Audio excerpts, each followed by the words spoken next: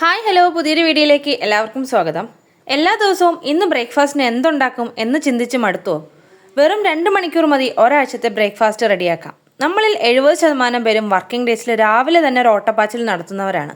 ഇനി ആ തിരക്കിൽ ബ്രേക്ക്ഫാസ്റ്റിനെ കുറിച്ചുള്ള ടെൻഷൻ വേണ്ട. ഇന്ന് ഞാൻ ഹെൽത്തി ആയിട്ട് ഒരാഴ്ചത്തേക്കുള്ള ബ്രേക്ക്ഫാസ്റ്റ് പ്രിപ്പ് എങ്ങനെയാണ് ചെയ്യുന്നതെന്ന് കാണിച്ചു തരാം. രാവിലെ കുക്കിംഗ് പകുതിയിലധികം കുറയ്ക്കാൻ ഞാൻ ചെയ്യുന്ന ഈ ടിപ്സ് നിങ്ങളുമായി പങ്കുവയ്ക്കാം. ഒരു പ്രാവശ്യമെങ്കിലും ഈ രീതിയിൽ ബ്രേക്ക്ഫാസ്റ്റ് പ്രിപ്പ് ചെയ്ത് നോക്കൂ. അപ്പോൾ അത് ചെയ്യേണ്ട ശരിയായ രീതികൾ എങ്ങനെയാണെന്ന് അറിയാൻ വേണ്ടി വീഡിയോ മുഴുവനായും കാണണേ. അതിനുവേണ്ടി ആദ്യം തന്നെ ഞാൻ ഗ്രീൻ പീസും വെള്ളക്കടലയും കറുത്ത കടലയും ഒരു 6 മണിക്കൂർ വെള്ളത്തിൽ വെച്ച് കുതിർത്തെടുത്തിട്ടുണ്ടായിരുന്നു. അപ്പോൾ ഇനി അതെല്ലാം ഓരോന്നായിട്ട് നമുക്ക് കുക്കറിൽ വെച്ച് വേവിച്ചെടുക്കാം. ഉപ്പും കൂടി ചേർത്ത് കൊടുത്തിട്ടാണ് ഞാൻ വേവിച്ചെടുക്കുന്നത്. ഇതിനു മുന്നേയും ഞാൻ ബ്രേക്ക്ഫാസ്റ്റ് പ്രിപ്പ് ചെറിയ രീതിയിൽ ചെയ്തിട്ടുണ്ടായിരുന്നു. അന്ന് ഗ്രീൻ പീസ് വേവിക്കാതെ സോക്ക് ചെയ്തിട്ട് അതുപോലെ ഞാൻ ഫ്രീസ് ചെയ്യുകയാണ് ചെയ്തത്. പക്ഷേ ഒരു 4-5 ദിവസം കഴിഞ്ഞ് എടുത്തപ്പോൾ ആ ഗ്രീൻ പീസ് മുഴുവനും കേടായി പോവുകയാണ് ചെയ്തത്. അതുകൊണ്ട് ഞാൻ ഇപ്രാവശ്യം വേവിച്ച് വെക്കാമെന്ന് വിചാരിക്കുന്നു. 5 വിസിൽ കേട്ടിട്ടുണ്ട്. ഇനി നമുക്ക് തുറന്ന് നോക്കാം. അപ്പോൾ നമ്മുടെ ഗ്രീൻ പീസ് നന്നായിട്ട് വെന്ത് കിട്ടിയിട്ടുണ്ട്. എത്ര വിസിൽ വേണമെന്നുള്ളത് ഓരോരുത്തരുടെ കുക്കറിൻ്റെയും നമുക്ക് കിട്ടുന്ന ഗ്രീൻ പീസിൻ്റെയും ക്വാളിറ്റിയെ ഡിപ്പെൻഡ് ചെയ്തിരിക്കും. ഇനി അതൊരു പാത്രത്തിലേക്ക് മാറ്റി നന്നായിട്ട് തണുക്കാൻ വെക്കാം. നന്നായിട്ട് തണുത്തതിന് ശേഷം മാത്രമേ ഫ്രീസറിൽ വെക്കാൻ പാടുള്ളൂ. ഞാൻ വെള്ളം ഉൾപ്പെടെയാണ് ഫ്രീസ് ചെയ്യുന്നത്. ഈ ഗ്രീൻ പീസ് ഉപയോഗിച്ച് 2 ദിവസത്തിന് ശേഷം ഞാൻ കറി വെച്ചിട്ടുണ്ടായിരുന്നു. അതും ഈ വീഡിയോയുടെ ലാസ്റ്റ് ഞാൻ കാണിക്കുന്നുണ്ട്. ഇനി ഇതുപോലെ തന്നെ കടലയും നമുക്ക് വേവിച്ചെടുക്കാം. അപ്പത്തിൻ്റെയും ദോശയുടെയും മാവും എങ്ങനെ നമുക്ക് ഒരാഴ്ച വരെ കേടുകൂടാതെ ഫ്രീസറിൽ സൂക്ഷിക്കുന്നത് ഞാൻ ഈ വീഡിയോയിൽ കാണിക്കുന്നുണ്ട്. പിന്നെ ബ്രേക്ക്ഫാസ്റ്റ് പ്രിപ്പറേഷൻ ചെയ്യുന്നതിന് മുന്നേ നമ്മുടെ മനസ്സിൽ ചെറിയൊരു പ്ലാൻ വേണം. അല്ലെങ്കിൽ നമുക്ക് എഴുതിയും വയ്ക്കാം ഓരോ ദിവസവും എന്തൊക്കെ ബ്രേക്ക്ഫാസ്റ്റ് ഉണ്ടാക്കാം, അതിനെന്തൊക്കെ കറി നമുക്ക് കോമൺ ആയിട്ട് യൂസ് ചെയ്യാം എന്നതൊക്കെ.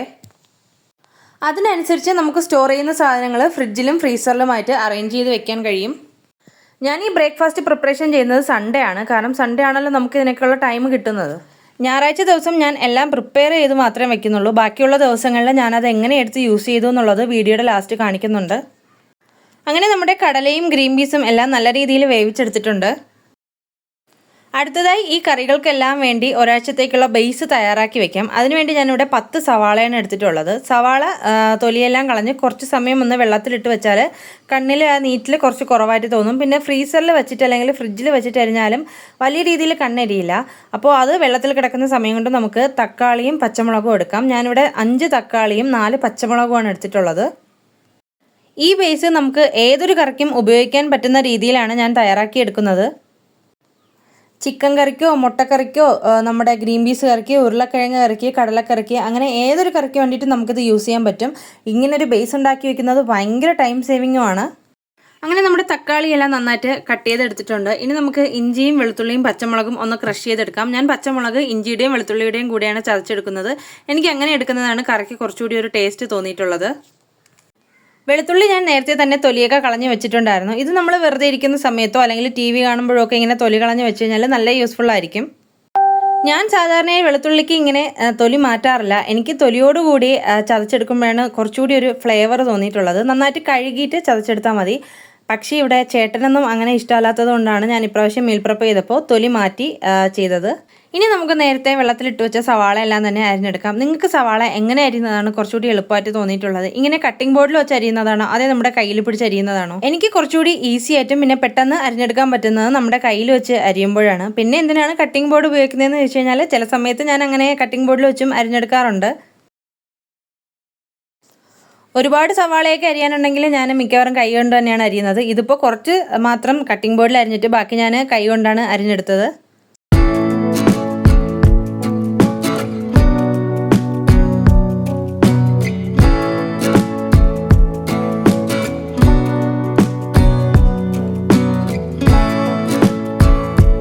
അങ്ങനെ സവാളയും മുഴുവനായിട്ടും അരിഞ്ഞെടുത്തിട്ടുണ്ട്. ഇനി ഒരു നോൺ സ്റ്റിക്ക് പാൻ ഗ്യാസിലേക്ക് വെച്ച് കൊടുത്തിട്ട് അതിലേക്ക് വെളിച്ചെണ്ണ ഒഴിച്ചു കൊടുക്കാം. വെളിച്ചെണ്ണ നമ്മൾ എപ്പോഴും ഉപയോഗിക്കുന്നതിനേക്കാളും കുറച്ചുകൂടി അധികം, ഒരുപാടല്ല എങ്കിലും കുറച്ചധികം ഒന്ന് ഒഴിച്ചു കൊടുക്കണം. കാരണം ഇത്രയും സവാള നമുക്ക് നല്ല രീതിയിൽ വഴറ്റിയെടുക്കേണ്ടതുണ്ട്. ഞാനിവിടെ വെളിച്ചെണ്ണ ചെറുതായി ഒന്ന് ചൂടായി വരുമ്പോൾ തന്നെ ഇഞ്ചി വെളുത്തുള്ളി പേസ്റ്റ് ഇട്ട് കൊടുക്കാറുണ്ട്. കാരണം ഇങ്ങനെ ആകുമ്പോൾ അത് കരിഞ്ഞു പോവില്ല. നമ്മൾ എണ്ണ കുറച്ച് ചൂടായിട്ട് ഇട്ട് കൊടുക്കുമ്പോൾ എൻ്റെ ഇഞ്ചിയും വെളുത്തുള്ളിയൊക്കെ മിക്കവാറും കരിഞ്ഞു പോകാറുണ്ട്. വെളുത്തുള്ളിയുടെയും ഇഞ്ചിയുടെയും ആ പച്ചമണം മാറിക്കഴിയുമ്പോൾ നമുക്കിനി സവാളയും കൂടി ഇട്ട് കൊടുക്കാം. ഞാൻ എല്ലാ ആഴ്ചകളിലും ഈ സെയിം മെനു അല്ല ഫോളോ ചെയ്യുന്നത്. ചില സമയങ്ങളിൽ കോൺഫ്ലെക്സും മുസല്ലിയും നമ്മുടെ ഓട്സും ഒക്കെ ഉണ്ടാക്കാറുണ്ട്. പിന്നെ ചപ്പാത്തിയും പൂരിയൊക്കെ എപ്പോഴും ഞാൻ സാറ്റർഡേയോ സൺഡേയോ മാത്രമേ ഉണ്ടാക്കാറുള്ളൂ. കാരണം വർക്കിംഗ് ഡേയ്സിൽ രാവിലെ ഇതൊന്നും ഉണ്ടാക്കാനുള്ള ടൈം എനിക്ക് കിട്ടാറില്ല. പിന്നെ നമ്മുടെ വർക്കിംഗ് ഡേയ്സിലും പൂരിയും ചപ്പാത്തിയും ഇടിയപ്പവും ഒക്കെ ഉണ്ടാക്കുന്ന ഒരുപാട് പേരുണ്ട്. ഇല്ലയെന്നല്ല ഞാൻ പറയുന്നത്. ഞാനീ പറയുന്നതൊക്കെയും എൻ്റെ കാര്യം മാത്രമാണ്. എനിക്ക് രാവിലെ ഇതുപോലെ കുറച്ച് ബുദ്ധിമുട്ടുള്ള ബ്രേക്ക്ഫാസ്റ്റുകൾ, അതായത് ഇടിയപ്പമൊക്കെ ഉണ്ടാക്കാൻ നമുക്ക് കുറച്ച് സമയം വേണമല്ലോ. അങ്ങനെയൊക്കെ ഉണ്ടാക്കാൻ എനിക്ക് കുറച്ച് മടിയാണ്. അങ്ങനെ നമ്മുടെ സവാള ചെറിയ രീതിയിലൊന്ന് ബ്രൗൺ കളറായിട്ട് വന്നിട്ടുണ്ട്. ഇനി അതിലേക്ക് തക്കാളി ആഡ് ചെയ്ത് കൊടുക്കാം. പിന്നെ ഒരു കാര്യം ശ്രദ്ധിക്കേണ്ടത്, നമ്മൾ ഈ ബേസിലോട്ട് ഒരു തുള്ളി വെള്ളം പോലും ആഡ് ചെയ്യുന്നില്ല. വെള്ളം ഒന്നും ചേർക്കാതെയാണ് ഞാനിങ്ങനെ ഡ്രൈ ആക്കി എടുക്കുന്നത്. പിന്നെ എപ്പോഴും നോൺ സ്റ്റിക്ക് പാത്രമായിരിക്കും ഇതിനെ കുറച്ചുകൂടി നല്ലതെന്ന് എനിക്ക് തോന്നുന്നു. കാരണം നോൺ സ്റ്റിക്ക് ആകുമ്പോൾ അടിയിൽ പിടിക്കാനുള്ള സാധ്യത കുറച്ച് കുറവല്ലേ മറ്റതിനേക്കാളും. പിന്നെ ഞാനിതിൽ ഒരു രീതിയിലുള്ള മസാലകളും ആഡ് ചെയ്യുന്നില്ല. മിക്കവാറും എല്ലാവരും മസാല ആഡ് ചെയ്തു, അതായത് നമ്മുടെ മല്ലിപ്പൊടിയും മുളക് പൊടിയും മഞ്ഞൾപ്പൊടിയും കുരുമുളക് പൊടിയും ഗരം മസാലയൊക്കെ ഇട്ട് ആണ് ഇത് പ്രിപ്പയർ ചെയ്ത് വെക്കാറ്. പക്ഷെ ഞാൻ ഇതിലൊന്നും ആഡ് ചെയ്യാത്തതിൻ്റെ കാരണം, ഞാൻ ഓരോ കറിക്കും ഓരോ മസാലയാണ്. എല്ലാം സെയിം തന്നെയാണെങ്കിലും അതിൻ്റെ അളവിൽ വ്യത്യാസം വരും. ഗ്രീൻ പീസ് കറിക്ക് ഞാൻ ചിലപ്പോൾ മുളക് പൊടി ഇടാറില്ല. പിന്നെ നമ്മുടെ കടലക്കറിക്ക് ചിലപ്പോൾ മല്ലിപ്പൊടി കൂടുതലിടും. അപ്പോൾ അങ്ങനെയുള്ളപ്പോൾ മസാല ഇട്ട് വെച്ച് കഴിഞ്ഞാൽ അത് നമ്മുടെ കറിക്ക് അത്ര സെറ്റാവില്ല. ഇനി ഇതെല്ലാം നമുക്ക് ഫാനിൻ്റെ താഴെ വെച്ചിട്ട് നന്നായിട്ടൊന്ന് തണുപ്പിച്ചെടുക്കാം. കാരണം നന്നായിട്ട് തണുത്തതിന് ശേഷം മാത്രമേ ഫ്രീസറിൽ വെക്കാൻ പാടുള്ളൂ. ഇല്ലെങ്കിൽ ചിലപ്പോൾ ചളിച്ച് പോകാനുള്ള ചാൻസ് ഉണ്ട്. അങ്ങനെ നമ്മുടെ ബേസും പൾസസും എല്ലാം നന്നായിട്ട് തണുത്ത് കിട്ടിയിട്ടുണ്ട്. ഇനി നമുക്കത് ഓരോ ചെറിയ ചെറിയ പാത്രങ്ങളിലേക്ക് ആക്കി മാറ്റി വെക്കാം. ഇതിപ്പോൾ കാണുമ്പോൾ വളരെ കുറച്ചേ ഉള്ളൂ എന്ന് തോന്നുന്നെങ്കിലും നമ്മളത് കറിക്ക് വേണ്ടി എടുക്കുമ്പോൾ അത്യാവശ്യം നല്ല ക്വാണ്ടിറ്റിയിൽ തന്നെ ഉണ്ടാവും. പിന്നെ നമ്മൾ സ്റ്റോർ ചെയ്ത് വെക്കുന്ന ആ പാത്രങ്ങളിൽ വെള്ളത്തിൻ്റെ അംശം ഉണ്ടാവാൻ പാടില്ല. അപ്പോൾ അതിങ്ങനെ ഒരു ടവൽ വെച്ച് നന്നായിട്ട് തുടച്ചെടുക്കണം. ഇനി നമുക്ക് ഇതെല്ലാം നേരെ ഫ്രീസറിലേക്ക് വെച്ച് കൊടുക്കാം. ഫ്രീസറിലല്ല, നമ്മളിപ്പോൾ പിറ്റേ ദിവസമാണ് എടുക്കുന്നതെങ്കിൽ നമ്മുടെ ഫ്രിഡ്ജിൽ വെച്ചാലും മതിയാവും. ഞാനിത് 2 ദിവസം കഴിഞ്ഞിട്ടേ എടുക്കുന്നുള്ളൂ. അതുകൊണ്ടാണ് ഫ്രീസറിൽ വെച്ച് കൊടുക്കുന്നത്.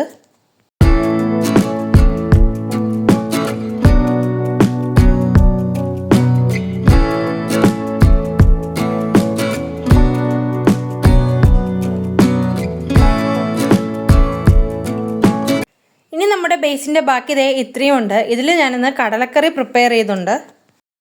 അപ്പോൾ നമുക്കതിൽ ആവശ്യത്തിനുള്ള മസാലകളെല്ലാം തന്നെ ചേർത്ത് കൊടുത്ത് കടലക്കറി റെഡിയാക്കി എടുക്കാം. ഈ കറി ഞാൻ 2 ദിവസത്തേക്കാണ് പ്രിപ്പയർ ചെയ്ത് വെക്കുന്നത്. പിന്നെ നമ്മുടെ കടലക്കറി കോമ്പിനേഷൻസ് എന്തൊക്കെയാണെന്ന് എല്ലാവർക്കും അറിയാമായിരിക്കുമല്ലോ. മെയിനായിട്ട് പുട്ട് തന്നെയാണ്. പിന്നെ പുട്ടിൻ്റെ കൂടെ മാത്രമല്ല, അപ്പം, ഇടിയപ്പം, ദോശ എല്ലാത്തിൻ്റെ കൂടിയും ഒരുവിധം പോകുന്ന കറിയാണ് കടലക്കറി. പുട്ടാണ് മെയിൻ കോമ്പിനേഷൻ എങ്കിലും ഞാനിന്ന് ഇടിയപ്പം ഉണ്ടാക്കുന്നുണ്ട്. അപ്പോൾ ഇന്ന് ഇടിയപ്പം ഉണ്ടാക്കി വെച്ച് കഴിഞ്ഞാൽ ഞാൻ 2 ദിവസത്തേക്ക് എടുക്കാറാണ് പതിവ്. പിന്നെ ഇത് ബ്രേക്ക്ഫാസ്റ്റ് പ്രിപ്പ് മാത്രമല്ല, ഞാൻ ഡിന്നറിന് വേണ്ടിയിട്ടും എടുക്കാറുണ്ട്. പിന്നെ ഒന്നിൻ്റെയും റെസിപ്പീസ് ഞാൻ പറയുന്നില്ല. കാരണം ഇന്നൊരു 90% പേർക്കും ഇതൊക്കെ ഉണ്ടാക്കാൻ അറിയാവുന്നവരാണ്. മാത്രമല്ല ChatGPTയും നമ്മുടെ എക്സ്പേർട്സിൻ്റെ കുക്കിംഗ് ചാനലും ഒക്കെ ഉള്ളപ്പോൾ ഞാൻ റെസിപ്പി പറയേണ്ട ആവശ്യമില്ലല്ലോ. എനിക്ക് ബ്രേക്ക്ഫാസ്റ്റ് ആയിട്ടോ ഡിന്നറായിട്ടോ ഉണ്ടാക്കാൻ ഒട്ടും തന്നെ താല്പര്യമില്ലാത്ത ഒരെണ്ണമാണ് ഈ ഇടിയപ്പം. ഭയങ്കര പാടായിട്ടാണ് എനിക്ക് തോന്നിയിട്ടുള്ളത്. ഇടിയപ്പം ഉണ്ടാക്കാൻ ഒത്തിരി സമയം വേണം, നമ്മുടെ കിച്ചൺ നന്നായിട്ട് മെസ്സാവും, പിന്നെ നമ്മുടെ അത്രയും പവറും വേണം. ഇന്ന് ഇടിയപ്പം ഇങ്ങനെ പിഴിഞ്ഞെടുക്കാനുള്ള മെഷീൻസൊക്കെ മാർക്കറ്റിൽ അവൈലബിൾ ആണെങ്കിലും ഇടിയപ്പം ഉണ്ടാക്കുക എന്ന് പറയുന്ന ഒരു ടാസ്ക് തന്നെയാണ്. എനിക്ക് ഇടിയപ്പം ഉണ്ടാക്കുമ്പോൾ മിക്കവാറും ഇപ്പോൾ ഓർമ്മ വരുന്നത് ജയ ജയ ഹേ സിനിമയാണ്. അതിനകത്ത് അവരെന്ത് കഷ്ടപ്പെട്ടാണ് ഇടിയപ്പം പിഴിഞ്ഞെടുക്കുന്നത്. അത് ഓരോ വീട്ടമ്മയുടെയും അവസ്ഥ തന്നെയാണ് ആ സിനിമയിൽ കാണിക്കുന്നതും. അങ്ങനെ നമ്മുടെ ഇടിയപ്പം ഇവിടെ റെഡി ആയിട്ടുണ്ട്. ഞാൻ ജസ്റ്റ് ഇങ്ങനെ ഒന്ന് അടച്ച് കാണിച്ചു എന്നേ ഉള്ളൂ. നന്നായിട്ട് തണുത്തതിന് ശേഷം മാത്രമേ അടയ്ക്കാൻ പാടുള്ളൂ. അല്ലെങ്കിൽ അതിൻ്റെ ആവിയിൽ നിന്ന് ആ ഒരു വെള്ളം ഇടിയപ്പത്തിലേക്ക് ഇറങ്ങും. ഇത് ഞാൻ ഫ്രീസറിലല്ല, ഫ്രിഡ്ജിലാണ് സൂക്ഷിക്കുന്നത്. ഇടിയപ്പം ഫ്രീസറിൽ സൂക്ഷിക്കേണ്ട ആവശ്യമില്ല. പിന്നെ ദോശമാവിൻ്റെ ബാറ്റർ ഞാൻ വാങ്ങുകയാണ് ചെയ്തത്. എനിക്ക് അരച്ചെടുക്കാനുള്ള സമയം കിട്ടിയില്ല. അപ്പോൾ ബാറ്റർ അന്ന് തന്നെ വരുന്നതാണോ എന്ന് കടയിൽ ചോദിച്ച് ഉറപ്പ് വരുത്തിയിട്ട് വേണം നമ്മൾ വാങ്ങാൻ. അങ്ങനെ വാങ്ങി കൊണ്ടുവന്ന് ഇതുപോലെ ഒരു കണ്ടെയ്നറിലാക്കി ഞാൻ ഫ്രീസറിൽ സൂക്ഷിക്കുകയാണ് ചെയ്യുന്നത്. ഉപ്പൊന്നും ഇടാതെ തന്നെ സൂക്ഷിക്കണം. പിന്നെ ഇത് അപ്പമാവ് ഞാൻ അരച്ചതാണ്. അപ്പത്തിൻ്റെ മാവ് എങ്ങനെയാണ് അരയ്ക്കുന്നതെന്ന് എല്ലാവർക്കും അറിയാലോ. അതുകൊണ്ടാണ് പിന്നെ വീഡിയോയിൽ കാണിക്കാത്തത്. അപ്പത്തിൻ്റെയും ദോശയുടെയും മാവ് അരച്ച ഉടനെ തന്നെ ഫ്രീസറിൽ എടുത്ത് വെക്കാം. അതിനകത്ത് ഉപ്പൊന്നും ആഡ് ചെയ്യേണ്ട. നമ്മൾ പിറ്റേ ദിവസമാണ് എടുക്കുന്നതെങ്കിൽ ഫ്രീസറിൽ വെക്കേണ്ട ആവശ്യമില്ല. ഞാനിപ്പോൾ പിറ്റേ ദിവസം അല്ല എടുക്കുന്നത്. പിന്നെ ഉപയോഗിക്കുന്നതിൻ്റെ തലേ ദിവസം അല്ലെങ്കിൽ ഒരു 6-7 മണിക്കൂർ മുന്നേ പുറത്തെടുത്ത് വെച്ചാൽ മതി. ആ സമയത്ത് മാവ് സ്വാഭാവികമായിട്ടും പുളിക്കും. പിന്നെ രാവിലെ അല്ലെങ്കിൽ നമ്മൾ എപ്പോഴാണ് ഉപയോഗിക്കുന്നത് അപ്പോൾ ഉപ്പും സോഡാപ്പൊടിയും ചേർത്ത് നമ്മൾ ഉണ്ടാക്കിയാൽ മതിയാവും.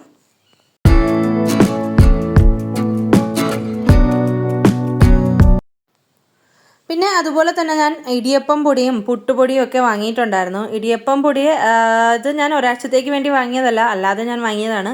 പിന്നെ ഇതൊക്കെ വാങ്ങുമ്പോൾ എപ്പോഴും എക്സ്പയറി ഡേറ്റ് നോക്കി തന്നെ വാങ്ങാനായിട്ട് ശ്രമിക്കണം.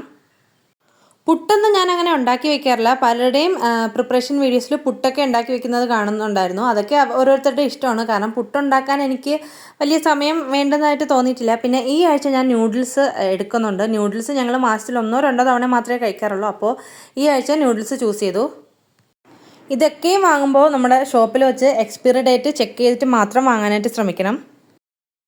ഇത് ഞാൻ 2 ദിവസം കഴിഞ്ഞെടുത്തതാണ്. അതായത് ഞാൻ ഫ്രീസ് ചെയ്ത് വെച്ച സാധനങ്ങളൊക്കെ തന്നെ എങ്ങനെയാണ് ഞാനെടുത്ത് യൂസ് ചെയ്യുന്നതാണ് ഈ കാണിക്കുന്നത്. അതായത് നമ്മൾ പിറ്റേ ദിവസം രാവിലെയാണ് കറി ഉണ്ടാക്കാനായിട്ട് എടുക്കുന്നതെങ്കിൽ തലേ ദിവസം തന്നെ നമ്മൾ ഫ്രീസറിൽ നിന്നത് മാറ്റി ഫ്രിഡ്ജിലേക്ക് വെക്കുക. അപ്പോൾ രാവിലെ ഒന്നും ആ ഒരു ഐസൊക്കെ അല്ലെങ്കിൽ ആ ഒരു ഫ്രീസ് അത് വിട്ടിരിക്കും. അതല്ലെങ്കിൽ കുക്ക് ചെയ്യുന്നതിന് ഒരു 2 മണിക്കൂർ മുന്നേ എടുത്ത് നമ്മുടെ സാധാരണ ടെമ്പറേച്ചറിൽ വെച്ചാലും മതിയാകും. ഞാനിന്ന് ഗ്രീൻ പീസ് കറിയാണ് ഉണ്ടാക്കുന്നത്. അപ്പോൾ ആദ്യം തന്നെ ഈ ബേസ് നമുക്ക് ഡയറക്റ്റ് പാനിലോട്ട് ഇട്ട് കൊടുക്കാം. വെളിച്ചെണ്ണയൊന്നും ഒഴിക്കേണ്ട ആവശ്യമില്ല. നിങ്ങൾക്കിത് കാണുമ്പോൾ മനസ്സിലാവും. വെളിച്ചെണ്ണയൊക്കെ ഓൾറെഡി നമ്മൾ ഈ ബേസ് ഉണ്ടാക്കിയപ്പോൾ അത്യാവശ്യം ചേർത്തതാണ്. അതുകൊണ്ട് വെളിച്ചെണ്ണ ഒന്നും ചേർക്കേണ്ട ആവശ്യമില്ല. ഡയറക്റ്റ് ഈ ബേസ് നമ്മുടെ പാത്രത്തിലോട്ട് ഇട്ട് കൊടുത്ത് ജസ്റ്റ് ഒന്ന് ചൂടാക്കിയാൽ മാത്രം മതി. ഇതേ കണ്ടില്ലേ, എണ്ണയൊക്കെ തെളിഞ്ഞു വരുന്നുണ്ട്.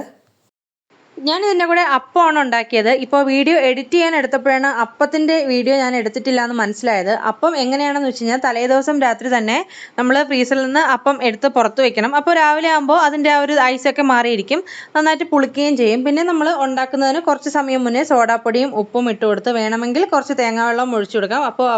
അപ്പോൾ കുറച്ചുകൂടി സോഫ്റ്റ് ആവും. ഒഴിച്ചു കൊടുത്ത് നന്നായിട്ട് മിക്സ് ചെയ്ത് വെച്ചിട്ട് ചുട്ടെടുക്കാം. നല്ല രീതിയിലുള്ള അപ്പം തന്നെ കിട്ടും. ഇന്നത്തെ ബ്രേക്ക്ഫാസ്റ്റ് പ്രിപ്പറേഷൻ വീഡിയോ എല്ലാവർക്കും യൂസ്ഫുൾ ആവുമെന്ന് കരുതുന്നു. വീഡിയോ ഇഷ്ടമായാൽ എല്ലാവരും സപ്പോർട്ട് ചെയ്യണം. അടുത്ത വീഡിയോയിൽ കാണും വരെ ബൈ.